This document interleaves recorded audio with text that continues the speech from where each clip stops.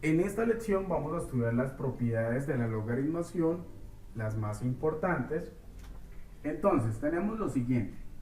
Si tenemos el logaritmo de una multiplicación, esto implica entonces, multiplicación la vamos a relacionar siempre con la suma de esos logaritmos. ¿De cuáles logaritmos? Entonces, logaritmo en base 2. ¿De cuál es el primer término? 3. Más logaritmo en base 2 de 6.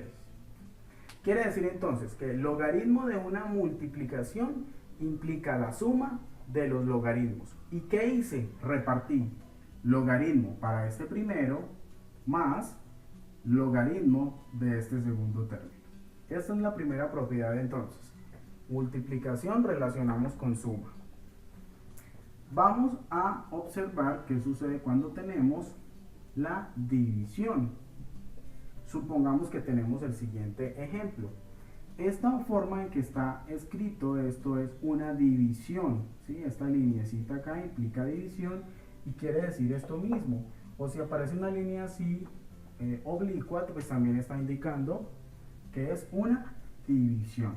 Cuando tenemos una división, inmediatamente entonces lo va a relacionar con la resta de logaritmos. Entonces, multiplicación con suma de logaritmos y división con resta de los logaritmos. ¿Cómo nos quedaría entonces esto? Logaritmo en base 2 del numerador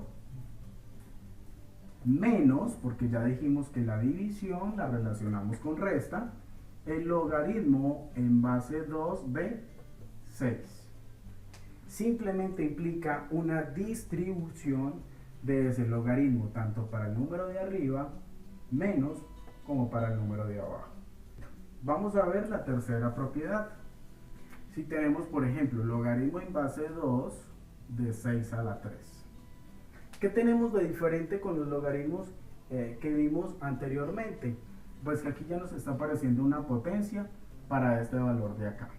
¿Y qué vamos a hacer cuando esto ocurra? Este 3 que tenemos como potencia lo vamos a pasar a multiplicar. Es decir, él va a pasar acá a multiplicar.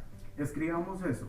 3 por logaritmo en base 2 de 6. Nótese que él se quitó de acá y se vino para la parte del comienzo a multiplicar.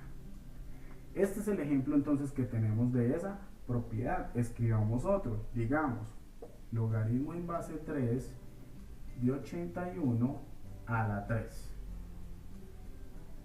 Incluso cambiémoslo con 4. Entonces, ¿qué va a pasar cuando nos aparezca una potencia para este valor de acá? Simplemente él va a pasar a multiplicar a la parte inicial o a la parte del comienzo. Hagámoslo. 4 por logaritmo en base 3 de 81. Y notemos que él ya se quitó de acá y pasó acá a multiplicar. Finalmente tenemos dos casos bien especiales. ¿Cuál es el primer caso especial que tenemos? Cuando vamos a determinar, por ejemplo, logaritmo en base 2 de 2, es decir, cuando estos dos valores se repiten, son el mismo valor, la respuesta siempre es 1. ¿Por qué? Porque ¿a cuánto debo elevar yo el 2 para que me dé 2? Pues efectivamente es a 1. Por esta razón, siempre que tengamos un caso como estos, logaritmo en base 8 de 8, ¿cuánto da? 1. Logaritmo en base 7 de 7, 1. Logaritmo en base 100 de 100 es 1. Entonces, cada vez que estos dos valores de acá, tanto la base como la potencia, si lo relacionamos en forma de potenciación, pues entonces siempre nos va a dar 1. Y el otro caso especial que tenemos es el siguiente. Logaritmo en base 3 de 1 es 0. Es decir, siempre que pretendamos sacarle el logaritmo al 1, sin importar la base que tengamos, siempre nos va a dar 0. Entonces, logaritmo en base 3 de 1 es 0, logaritmo en base 2 de 1 es 0, logaritmo en base 1000 de 1 es 0, ¿Y cuál es la justificación para ello? ¿A cuánto debo elevar yo el 1000 para que nos dé 1? Como sabemos, toda expresión elevada a la 0 siempre es 1. Entonces, claro, por esta razón, la propiedad aplica para lo siguiente. Siempre que se pretenda obtener el logaritmo de 1, sin importar la base que se nos especifique, siempre eso va a ser igual a 0.